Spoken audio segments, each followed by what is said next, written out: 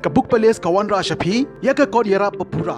ka general studies paper 1 pinkeng aktiar lade na ka benda ki competitive exam kum ka MCS MPS bat ki way ki allied services kat kum ka syllabus but to my tam jong ke MPSC araja R4R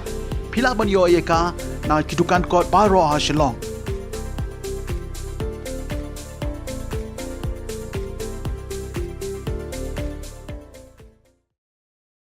Menta kasngi kinong ilam ka Megalia Youth Federation kilalej ban yakendo yaw babi umdor Executive Engineer PWD West Coast Hills ban pensngau hau ya ka jing baki pajba ki yakendo namar ka jing pensateng jong ka sarkar ban maramot ya ka jing tua jong ka surok National Highway Hanong Chram ka balabu jingma ya ki pajba anong leit nong wan hakate ka jing le yakendo kinong ilam ka seng kila IT ru ya ka jing tho how to officer ha ka bawla keluar ban shimkia bat ban ya kren bat ka sarkar bakan le no kam kloi ya ka badon kam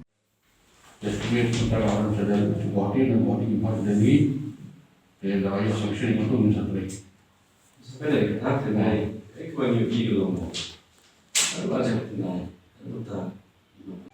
Kajian yang kedua jongi ya Executive Engineer jong Northern Division tentang sini. Kadai halot nongrim jong kajing enam jong pita yuran haka mau sundut blok. Hadin waktu ke Surok National Highway, ke Shillong Setura, ada arja kendai. Di waktu Surok itu kalahap tua.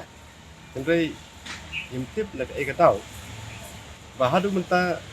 4 sembilan yang kata banten bahaya kata Surok. Hadin kajing kajing 6 jok pita im banse banwan yang kendu yu bat ban ai kajing tho ba gunlek kloy ni kam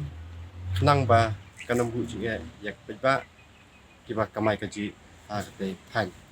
bat kanam don kono kajing jiak susi tamanong ba setangkat tu ni por in mat biang yak liur yak ayam slap te hlor ki kane ka benta engineer ulah ubur ba hoi kala slam bat hadin kane kajing thok ka jungi ursa par yak kane Shillong